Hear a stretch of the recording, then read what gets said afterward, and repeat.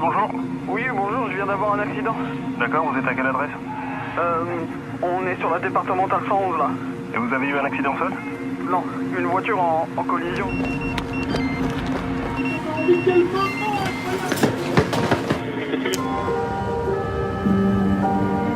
On prendra l'ensemble du matériel de secours.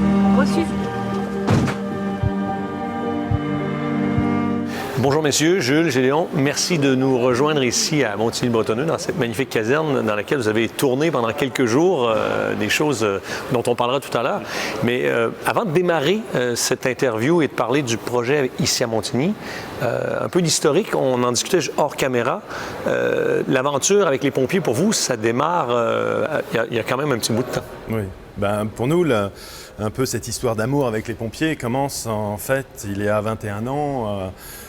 L'été 2001, alors qu'on fait notre premier documentaire qui doit être sur la vie d'une jeune recrue pompier qui vient de sortir de l'Académie du Feu et qui doit passer ses 9 premiers mois dans une caserne. Il se trouve que la caserne auquel nous avons choisi est la deuxième la plus proche des tours du World Trade Center. Donc à New York directement, à vous New étiez York, vraiment sud de Manhattan, on est là et on passe tout l'été à apprendre à vivre dans cette famille, parce que c'est une famille, les pompiers, et tomber totalement admiratif et de découvrir ces hommes et ces femmes incroyables derrière cet uniforme.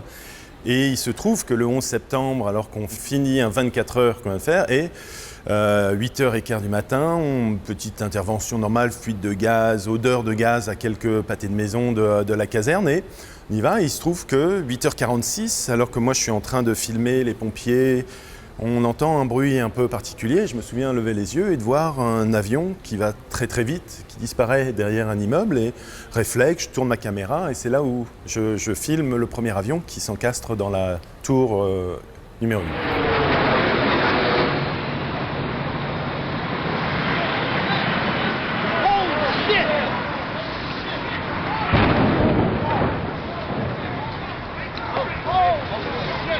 Et là, l'aventure démarre. Pour vous, c'est un moment qui est assez choquant parce qu'on ne s'attend absolument pas à ça.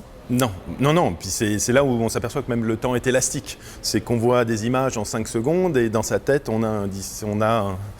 ça tourne pendant 10 minutes. On a l'impression, mais rappelé à la réalité par tous les pompiers qui sautent dans les fourgons, dans les échelles, dans les camions. Et moi, je me mets à l'arrière avec le chef, qui était ma position de le suivre. Et 2 minutes plus tard, je rentre dans la tour nord, où je vais filmer, sans m'arrêter, le travail incroyable des pompiers new-yorkais qui viennent tout faire pour, au début, essayer de sauver les gens, éteindre l'incendie, mais qui ensuite, on est totalement dépassé par l'événement parce que la deuxième tour est touchée.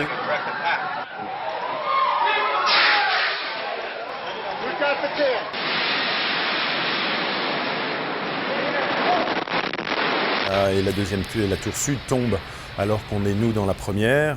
On est prisonnier un peu d'une certaine façon et on arrive enfin à sortir sans savoir ce qui se passe. C'est un côté toujours très troublant qu'au milieu de la tempête, on ne sait pas grand-chose et quelqu'un à 6000 km devant sa télé en sait beaucoup plus que nous. Pour vous, les pompiers, on en parlait, c'est une famille. Pourquoi c'est une famille? C'est une famille parce que quand on vit des choses extrêmement fortes, avec des gens qui sont pas, avec qui vous connaissez à peine, mais il y a un lien qui se crée tout de suite, c'est instantané.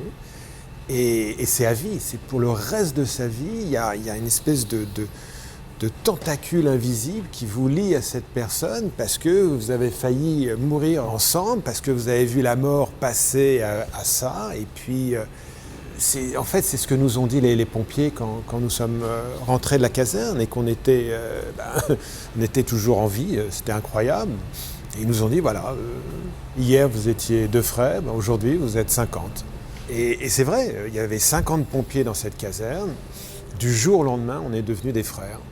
Et rien ne nous séparera, et jusqu'à la fin de nos jours, à partir du moment où on met les pieds dans cette caserne, on sait que nos frères sont là. Et là, New York, c'est une aventure, 2001. Ensuite, vous, en tant que réalisateur-producteur, vous créez des différents documentaires, donc plusieurs sujets. Il y a eu Notre-Dame dernièrement. Exactement, on fait toujours des sujets. Nous, on ne fonctionne que sur la passion, donc on doit se passionner par les gens, par les histoires, vouloir toujours mettre au cœur de nos projets l'être humain. De ne jamais oublier que sous un titre ou sous un uniforme, il y a Un papa, une maman, un mari, une femme, une fille, un fils. Et ça, je pense qu'on oublie, en particulier quand on fait des programmes sur les pompiers ou les policiers. On a fait un documentaire pour Netflix sur le 13 novembre, on voyait ça, on a fait un sur Notre-Dame. Mais les gens oublient que derrière c'est Superman, surtout dans une caserne, dans un pompier, on a l'impression avec ce costume ou de super-héros, ben derrière il y a un être humain et c'était important de mettre. C'était le chef qui m'a sauvé la vie le jour du 11 septembre qui décrit, je trouve très bien, le héros. Le héros, c'est quelqu'un d'ordinaire qui fait quelque chose d'extraordinaire à un moment hors du commun. Et ça, c'est encore plus beau que ce soit quelqu'un d'ordinaire qui peut faire ça par son action, par ce relent d'humanité, de courage, de tout ça. Et donc, tout moment, on peut mettre en avant surtout la profession des pompiers. Et c'est extraordinaire, c'est devenu notre mission pour nous, parce que ça nous nourrit de leur courage. Ah. La preuve en est, on est live. Il y a les États-Unis, vous avez une famille. Là, on est en France, à Montigny-le-Bretonneux. On va parler du sujet ici. Qu'est-ce que vous êtes venu faire exactement? On a l'opportunité ici de montrer cette formidable coopération qu'a les pompiers de France avec Renault. Et en fait, on découvre que Renault a une vraie relation depuis beaucoup d'années avec les pompiers de France. Des Yvelines en particulier. Et des Yvelines en particulier. Tout à fait. À vraiment vouloir se soucier du sauvetage des gens incarcérés dans leur voiture pour les accidentés de la route. Comment aider le pompier à faire en sorte qu'ils sortent les victimes le plus vite possible, dans les meilleures conditions. Non, mais ce qui est fascinant, en fait, et je pense que c'est pour ça, on n'a jamais fait de publicité, en fait. Nous, on ne fait pas de commandes. Et c'est le seul moment où c'était un format un peu plus long. Et ce qui nous a plu, c'est en fait de s'apercevoir cette collaboration. Au début, quand on a appris, il y a un pompier des Yvelines qui est au sein de l'usine. C'est totalement révolutionnaire de se dire, voilà, plutôt que, je pense qu'avant, c'était plus, les pompiers pouvaient voir après que les voitures soient sorties, de là d'avoir quelqu'un en amont qui considère les différents mécanismes, qui considère, et même dans le simple fait, que les pompiers nous parlent souvent, d'avoir des voitures nouvelle génération, il y a les voitures électriques, il y a tout ça, de pouvoir s'entraîner. Car le pompier, c'est toujours l'entraînement pour que le jour J, les gestes soient précis et rapides. Il livre des voitures dans la caserne. C'est des choses qui les aident énormément. Ensuite, il y a la problématique des voitures électriques. Donc, comment éteindre une batterie qui bulle différemment, de créer avec les pompiers des Yvelines et d'avoir, bah oui, il faut un fireman access, il faut mettre un truc pour la noyer. Il y a tout un tas de trucs de développement en fait, en collaboration qu'on s'est dit, voilà, c'est pour ça qu'on trouvait ça quelque chose d'assez étonnant et très pratique. Donc, vous l'avez dit, en effet, Renault fait un partenariat, plus qu'un partenariat, parce que quelqu'un qui est détaché depuis quelques années et qui, comme on le disait tout à l'heure, est vraiment au cœur du projet dans la construction des véhicules et tout ça. Là, dernièrement, il y a un dernier projet que vous avez, je crois, déjà filmé, c'est comment extraire avec les sièges, donc pour Renault de créer encore plus. Et là, Renault réfléchit jour après jour pour améliorer la sécurité des personnes et du pompier, parce que ça va dans les deux sens. Et là, il y a l'histoire du siège. Comment vous avez vécu la chose? C'est ça qui nous a fascinés, en fait, parce que c'est vrai que comme le véhicule secours routier, on ne connaissait pas très bien. Donc on a découvert vraiment dans la caserne et de s'apercevoir, c'est vrai, quand on réfléchit en tant que civil, on se dit voilà, un accident, c'est la personne qui est dedans, c'est tout ça. Mais il faut réaliser que, aussi pour les pompiers, c'est compliqué de répondre sur une opération. On est sur l'autoroute ou même on est sur la problématique de la voiture si on ne la connaît pas. Et donc quand on a appris qu'il y a cette espèce de système fantastique, un pompier arrive, il y a un QR code qui peut flasher, avoir le squelette complet de la voiture et on le voit, on dit ok, là on peut couper là, on ne doit pas couper là, il y a des charges pyrotechniques pour les airbags. C'est vrai qu'ils nous parlent tous d'il y a 30 ans, il y a 40 ans, arrivé sur un accident de la route, il y avait un gros classeur avec des feuilles volantes, il fallait trouver le bon, parce qu'il y avait, je pense, des centaines, S'il y avait l'information. Et là, de pouvoir arriver, non seulement de flasher, de l'avoir, d'avoir des fiches qui disent, on a été étonné, surpris, et en même temps, on se dit, quelle merveilleuse idée. Quel a été votre plus gros challenge pendant ces 10 jours de tournage sur le projet? Parce que vous avez filmé des interventions avec des vrais véhicules, avec des vrais pompiers, avec des vrais outils. Comment vous avez appréhendé la chose? Parce que là, on est sur le terrain, même si c'est cinématographique, j'ai envie de dire, on a toute la mise en scène qui doit être le plus réel possible. Ça a été quoi votre plus gros challenge? Non, mais en fait, nous notre façon de filmer, c'est un petit peu la mouche qui les suit partout, sans faire de bruit, étant le plus discret possible. Il se passe toujours quelque chose dans une caserne, donc il ne faut pas attendre généralement très longtemps. Non, pour moi, ce qui m'a surtout personnellement très touché, c'est ces pompiers extraordinaires qui sont allés.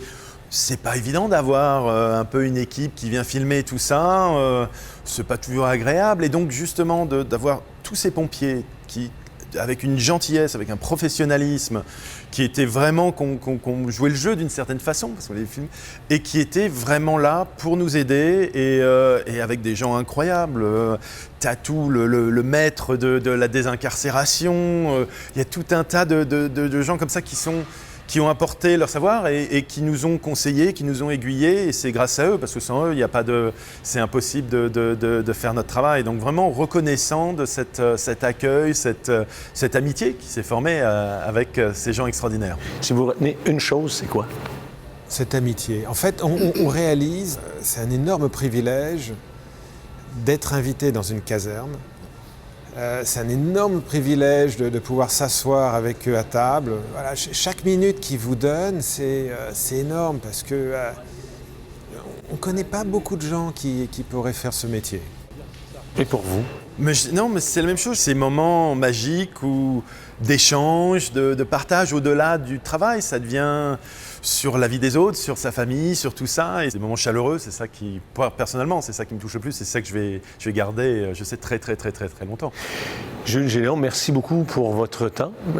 Bravo pour ce que vous avez fait et ce que vous ferez dans le futur. Est-ce qu'il y a un projet dont on n'a pas le droit de parler, mais qu'on peut parler quand même aujourd'hui? Non, si, le dernier, il est sur le point de sortir. Donc ça, on peut parler justement de cette passée de la France aux États-Unis. Là, on sort d'un an et demi de réalisation d'un documentaire sur l'attaque du Capitole à Washington d'il y a quasiment 2 ans maintenant. Nous, ce qui nous a permis de survivre notre traumatisme du 11 septembre, c'est là où on a réalisé que oui, on a vu le pire de l'être humain, mais que toujours en parallèle, il y a le meilleur d'entre nous qui se relève. Et ça, si on peut le mettre, toujours le montrer aux gens, c'est notre mission, et dans ces cas-là, on aura réussi. Eh bien, on suivra ça avec beaucoup d'attention. Merci, messieurs. Merci. Je vous souhaite une bonne fin de tournage, puis au plaisir de vous accueillir dans une de nos casernes dans le 78.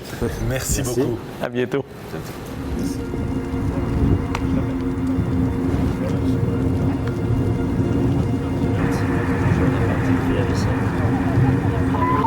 Oui, bonjour.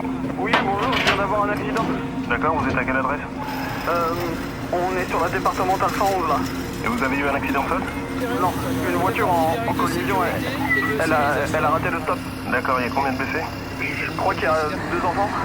Moi et une conductrice. D'accord, est-ce que tout le monde est sorti des voitures? Moi oui. Et là-bas la dame non. La conductrice non. Les enfants oui. On arrive, je vous envoie les pompiers. Ça marche, merci. Il avance. Ok.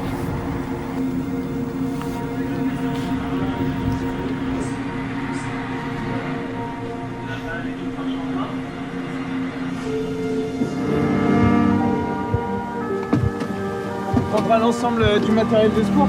Reçu.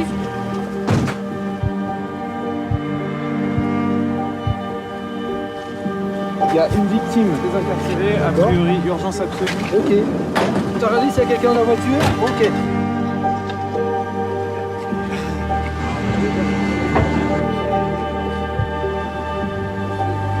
Bonjour madame, je m'appelle Laure, je suis pompier. Voilà, on est bien sur une Clio 5. On fera une sortie dans longitudinale à l'arrière. Comment ça va madame? Laure, elle est au contact de la victime. Elle est consciente? Elle est consciente. Comment-il? Je suis allée aux nouvelles, hein. Vos enfants vont bien. Ils sont pris en charge actuellement par les pompiers, ne vous inquiétez pas. D'accord, donc vous allez entendre des bruits et vous allez voir plusieurs personnes s'agiter autour de vous, n'ayez pas peur.